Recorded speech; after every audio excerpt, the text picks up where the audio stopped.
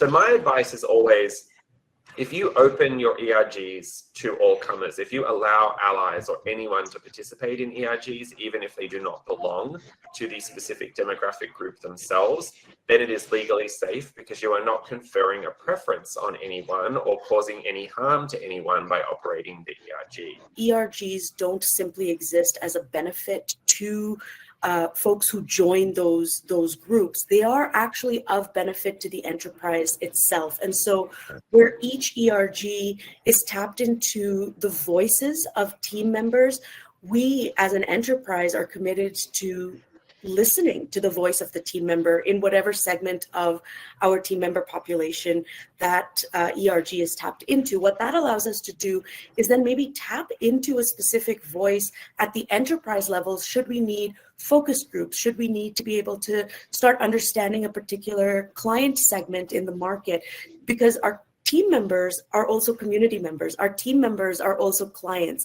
And so, in many ways, our team members are the biggest bridges and conduits into a voice, a conversation, a community, and a way for us at ATB to really keep tapped in to all of those different spheres of information. We shouldn't be afraid of difference. We shouldn't be afraid of where there's a gap in terms of identity, in terms of experience.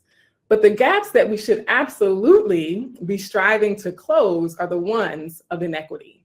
And so as we listen to stories, as we do deeper research, then we have to have the courage to articulate when there actually is inequity. And based on what I know of Catalyst has done a really good job of doing this in their research and in their publications.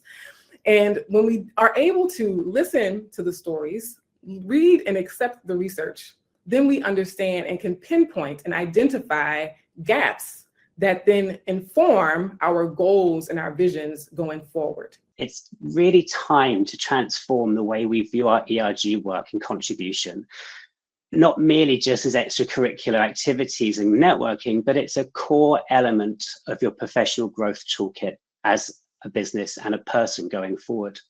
Everybody's at their business or point in time in a career where they're looking to grow, and this is definitely a channel for growth. And I want to make that one of the main things I would share with all of you is that partner and sponsorship to help create exposure to people, right? So if you are part of your BRGs and organizing events, it's inviting people, leadership to join you in a conversation, sponsors to join you to talk about different topics. But that exposure to leadership sometimes is the best gift that you can give somebody. But I think you learn very quickly in entertainment that emotion moves faster than logic.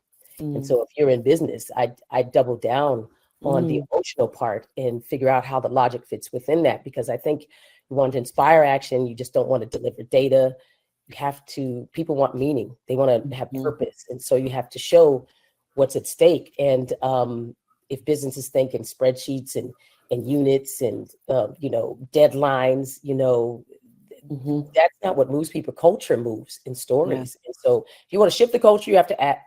You have to risk. Here's the risk, vulnerability, so embrace tension and be willing to entertain new narratives and new conversations because if it challenges your own comfort, then you're right where you're supposed to be. We think about associate resource groups. In many respects, it's thought of as opportunities for associates to collaborate and connect in community.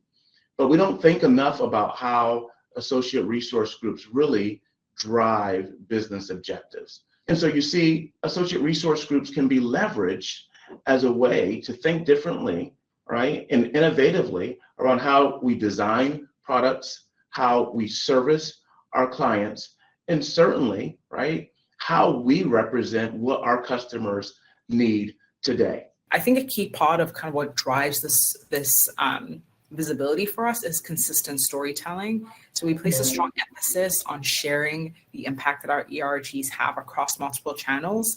So whether it's direct conversations with our executives, whether it's through internal communication, so through our internal channels, through our digital screens at all of our sites, and of course also on social media, especially, but not only, but especially during Heritage Month observances that we have throughout the year.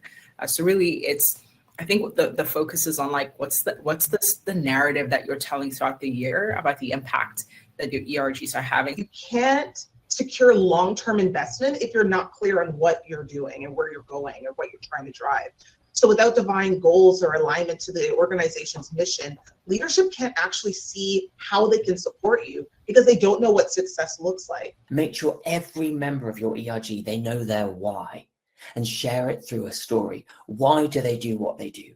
Encourage each member to reflect on this. Why am I part of this group? What does it mean to me? What moment has brought me here? If you can do this, their story becomes the anchor, and this anchor will send waves across the organization.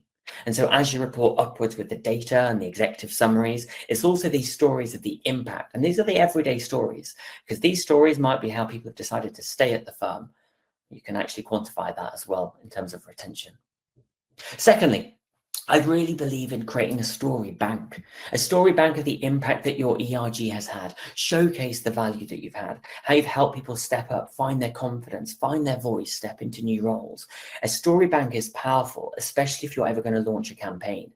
I call it where we have to have the bonfire. That's ongoing comms, but also the fireworks at certain times of the year really shine a spotlight on certain stories.